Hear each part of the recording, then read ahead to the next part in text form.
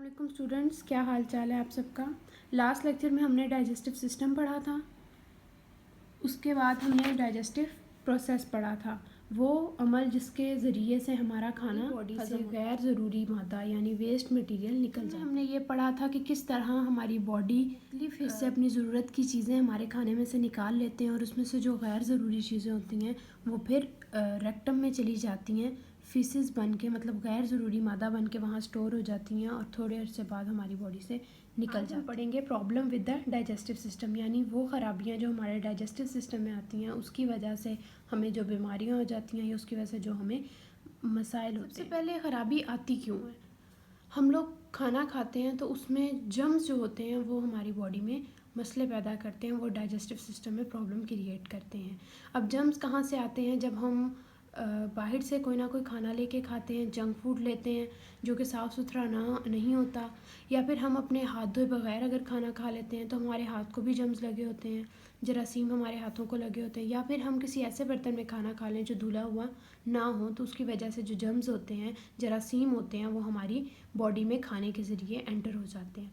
इसकी वजह से हमारी बॉडी में फूड पॉइजनिंग होती है। इंडाइजेशन पढ़ेंगे। सबसे पहले इंडाइजेशन होता है बदहज़मी। खाने को बहुत जल्दी जल्दी खाते हैं और सही तरीके से उसे चबाते नहीं हैं ज़्यादा देर तक, तो उसकी वजह से हमें इंडाइजेशन हो जाती है, यानी कि बदहज़मी हो जाती है।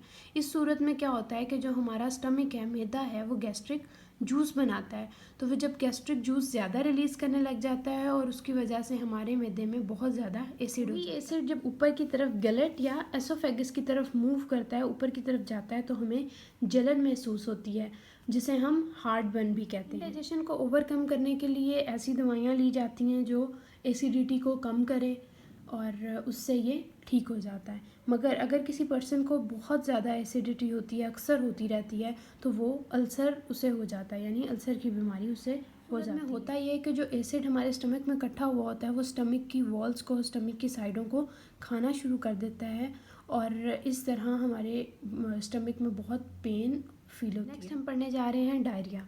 डायरिया में क्या होता है कि जब बहुत ज़्यादा इन्फेक्टेड फूड हम लोग इनटेक कर लेते हैं, बहुत ज़्यादा जर्म्स वाला फूड हम ले लेते हैं, तो उसकी वजह से वॉमिटिंग शुरू हो जाती है, कैन आने लग जाता है। ऐसा होता है कि वो जर्म्स हमारे स्टमक में जाके डबल हो जाते हैं, मल्टीप्लाई हो जाते हैं, ज़्यादा हो जाते हैं। हमारी बॉडी में वाइट ब्लड सेल्स होते हैं, उनका काम होता है कि जरासीम के ख़िलाफ़ लड़ना और जरासीम को ख़त्म। जैसे हमारे स्टमक में जर्म्स आते हैं तो वाइट ब्लड सेल्स वहाँ जाके उनके ख़िलाफ़ लड़ते हैं। उस सूरत में क्या होता है कि मोशन लग जाते हैं, बहुत ज़्यादा लिक्विड हमारी बॉडी में से निकल जाता है रेक्टम के थ्रू, और इस वजह से डायरिया को द रन्स भी कहा जाता है। तब ख़त्म होता है जब हमारी बॉडी से मुकम्मल तौर पर इन्फेक्शन ख़त्म हो जाता है, जितने भी जर्म्स होते हैं वो बिल्कुल ख़त्म हो जाते हैं। तो क्या होता है कि डायरिया को ख़त्म करने के लिए वाइट ब्लड सेल्स ने अपना काम तो किया, उस सूरत में मोशन भी लगे और वॉमिटिंग भी हुई, तो क्या होता है कि बहुत ज़्यादा जो मिनरल्स होते हैं, सॉल्ट्स होते हैं, विटामिन्स होते हैं, वो सारे बॉडी से निकल जाते हैं। के साथ साथ और बहुत सी इंपॉर्टेंट चीज़ें बॉडी से रश आउट हो जाती हैं। जो हमारी बॉडी है वो डिहाइड्रेटेड रहती है।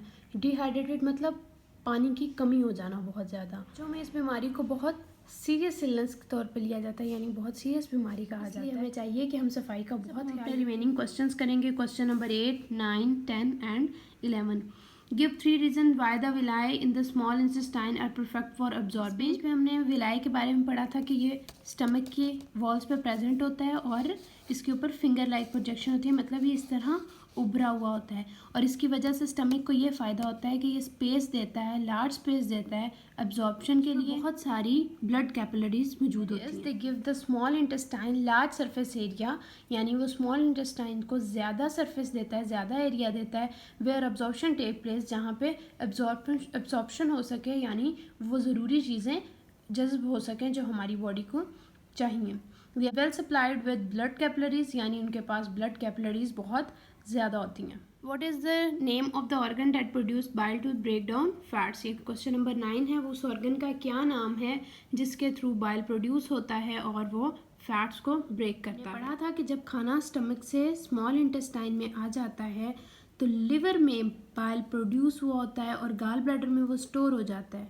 बाइल हमारे कहाँ प्रोड्यूस होता है? लिवर में प्रोड्यूस होता है, जो कि बाद में गाल ब्लैडर में स्टोर होता है और फिर वो वहाँ स्मॉल इंटेस्टाइन में आ जाता है, और जो खाना हमारा इसमें आया होता है इसमें जो कोई फैट्स होते हैं उसे तोड़ने में मदद देता है।